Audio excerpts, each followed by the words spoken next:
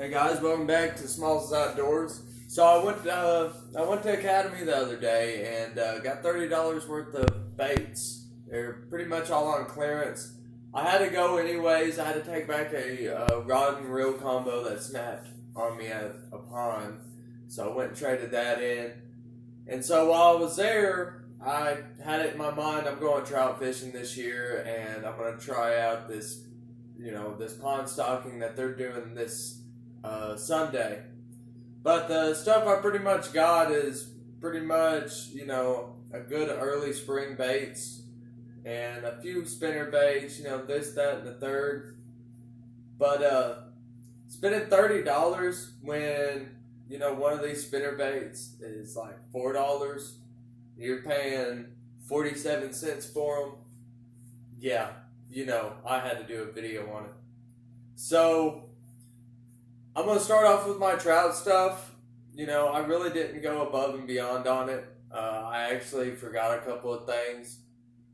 But right here I got my fishing line, 4-pound monofilament. 3 bobbers for $1. I got this 1 bobber rig for $1. I said, well, it's $1, so why not? And I got the power baits. And I got some worms. Some green worms to make it better, and it's actually in my fridge right now. We took them out and we tried to do this other stock pond. Me and Heather, nothing was biting all day. That's fine. We were just trying out trout. I ended up hooking up on a big catfish, bit the hook. Let's go ahead and take our stuff home. It was real cold, and the weather here in Dallas has been pretty rough. It's about this morning it was 33 degrees. I hadn't even checked the weather, honestly. I just been stuck inside, day off, going through my tackle box, getting ready for this trout trip. And right after the trout trip, we're going to go to this pond that one of my friends is showing me. So I'm real excited. But that's pretty much it. I mean, I can show you all these spinner baits, which I guess I'm about to do. And, I have to retire my backpack. It's hard for me to say it, but I have to retire it. And it's time to get a new backpack. I'm not saying I'm throwing this away, and I'm not saying that I'm replacing it. Because I'm about 100% sure I'll fill this one up too. And I don't mind carrying around 2 backpacks.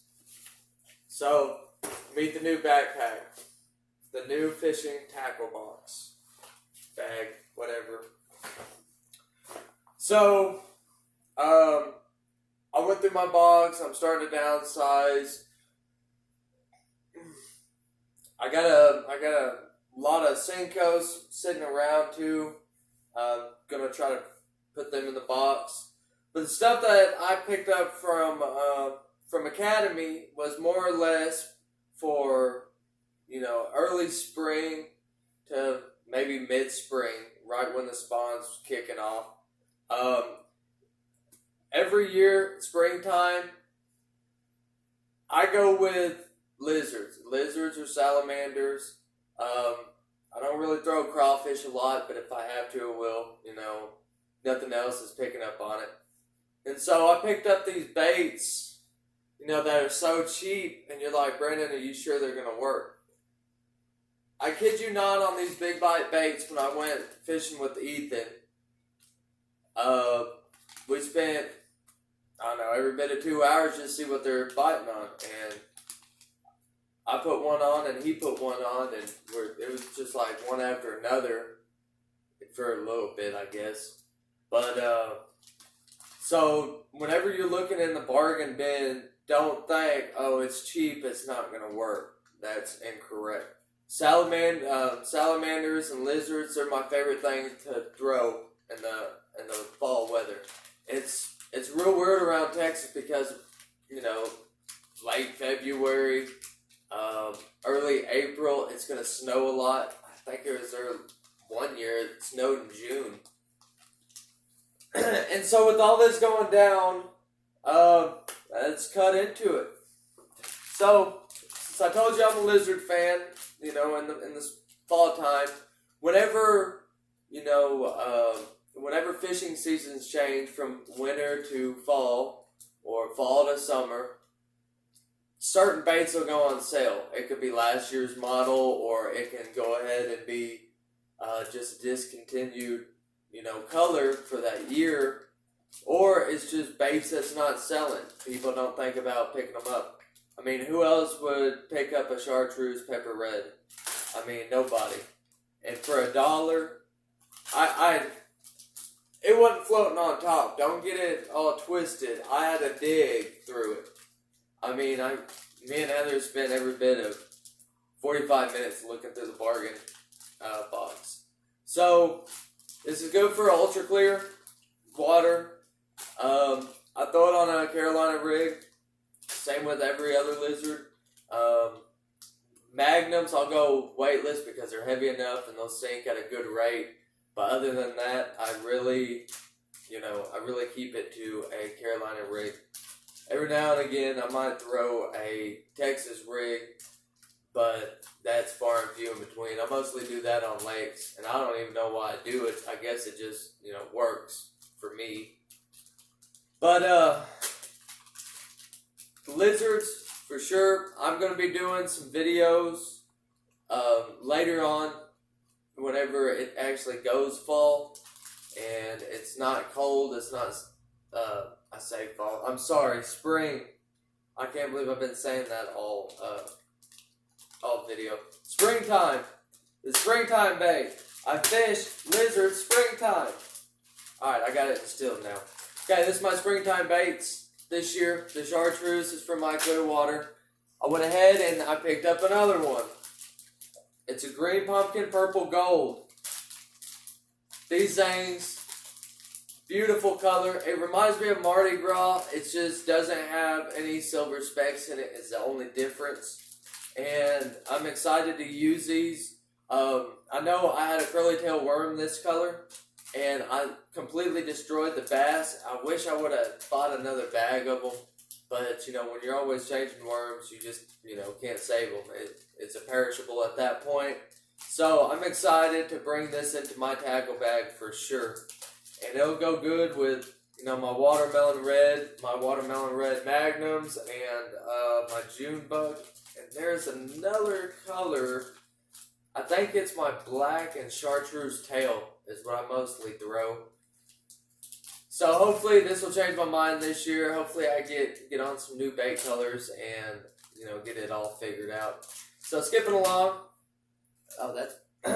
I got the size 10 trout hooks. I forgot to put that over there. It was $3. Like, the trout stuff was more expensive than the bass stuff. So, I think I did pretty good. I'm not much of a spinnerbait fisherman. You can ask a couple of guys I fish with. They really don't see me pick it up. I'm not comfortable with them. They're okay. They have their uses going across sand flats and grass lines or on the edge of lily pads. And same thing with the buzzbait. It never really worked for me. I hook up on some good sized ones here and there on them, but mostly I just set them down. So I'm going to start digging into the skirt. Skirt is chartreuse, silver flat, and the skirt is white with silver flack in it as well. It's small. This is an 1/8 ounce jig. They're not bad jigs. They're not bad spinner baits. I say jigs. They're not bad spinner baits. They're usually like $3 to $4 a piece. $1 a piece is what you're spending at Walmart for the cheap ones. And these are not the cheap ones. I mean, they're not, what do they call it? The booyah baits. They're not like those at all. They're not that high quality, but they do their job. And the small ones, I mean, 1/8 inches or 1/8 ounce is good for, ponds and shallow lakes maybe. It serves their purpose. Good with the trailer and bait. I would put a rivet on the back of this. I really wanted to throw it out there. Go on the next one. The chartreuse with the gold flak in it. And I actually have this one. And I can't believe I spent money on it whenever it went on sale like this. But this is an 1/8 ounce as well. And the skirt color, I'm trying to think of that color. I want to say green pumpkin because of just how it looks. There's really no flak in it, so it's kind of hard to tell. Still good looking bait. Next one I went a little heavier. It was actually 47 cents. The bigger one was, a whole lot cheaper than the smaller ones. Excuse me, my stomach's kind of ruined, I guess. So I'm gonna have to deal with that this video. So this one's a 1/4 ounce. It's got a willow blade and a regular spoon. The other ones just had straight spoons. It's got a good electric blue to it, and a good bright blue flak in it, and it's got a chartreuse as a secondary color, and the head is rainbow. It would be good for a shad color bait for sure, or maybe bluegill. So there's that coming into perspective. I got 2 of those. I'm like, well, what if I lose that one? That was my thesis I told Heather, and so it kind of passed along. Right here I got another 1/8 ounce, and this one's cool, really multicolored. Chartreuse, green, orange, and black. So it really sticks out. It's got its highs and lows. The head is dark green to orange and a yellow. Still cheap baits, but hey, it stocks up the tackle box and it actually works. I can safely say that, especially if I put a trailer in behind it. But other than that, I told y'all if y'all are following along and trying to match tackle boxes and match baits, then this is why I do these videos. If not, I guess keep on moving, I guess. And then the last thing that I purchased was these little Roadrunners, which is a underspin spoon, however you want to call it. We call them Roadrunners down here in Texas. Pretty good. It comes with the extra tail. I paid $1 a piece, $1 a pack. I got 2 of them. Great for winter, good winter bait. I just don't throw them, but I have them just in case. I see the underspin videos a lot on YouTube, and I've just never really been into it. But I'll have my day. I have thrown it. It's actually put onto my ultralight tackle or my ultralight spin cast or spinning reel. I put that on, and it casts it perfectly. I learned this, that if you put one of these Roadrunners on it, and this is a small, it feels like an 1/8 ounce, it could be a 1/4.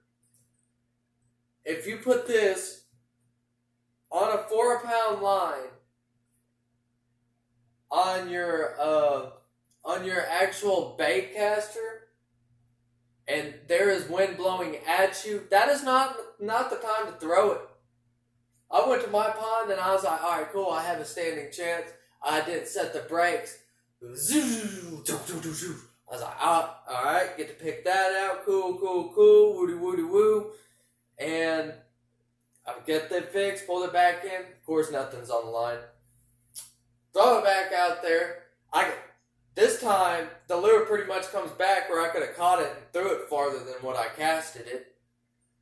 And then the last one that broke the rod and reel is I actually threw it out and everything went good. And I'm sitting here reeling it in slowly but surely, just feeling the action. I'm going slow presentation. And all of a sudden, it was out of nowhere. It was a whoof.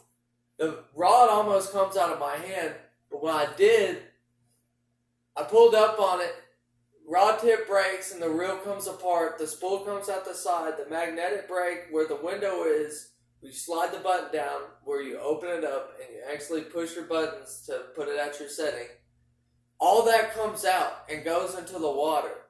And I'm like mortified right now. I'm like, did that just really happen? Like, I just spent $140 on this rod and reel. Like, you ain't about to play me like that, homie. And so I ended up digging all that crap out and throwing it back in the reel, trying to clean it up as best I could. Couldn't, and I just went ahead, took it back to Academy. Hey guys, y'all said I got a 1-year warranty. They're like, well, this looks like neglect. I'm like, not at all. Trust me. I give this thing a bubble bath every now and then. Like, I kiss this rod's toes a lot. And so I try to keep it at the best I can. My other, rod and reels are pretty cheap. They're pretty cheap poles. And so, I manhandle those. I throw those around, but I won't do that with the 140. No, I'm not a retard. They're just, no. So that's what happened with that. I was going to make another trout video. When me and Heather went, just felt like shouldn't have to turn the camera on. We were just spending alone time fishing. And I didn't want to turn the camera on when I broke the rod because, number one, I think that's when I just got my phone, my new phone. How come I didn't do a video out there? It was raining that day. It was a light rain, but it was like 72 out. And I'm like, well, I'm going fishing in this. And then that's when all that crap went downhill. But other than that, hopefully y'all are updated on y'all's tackle box. Maybe I gave y'all some ideas and stuff that y'all can do. I'm just going to say, appreciate y'all watching the videos. And just remember, 5 more casts.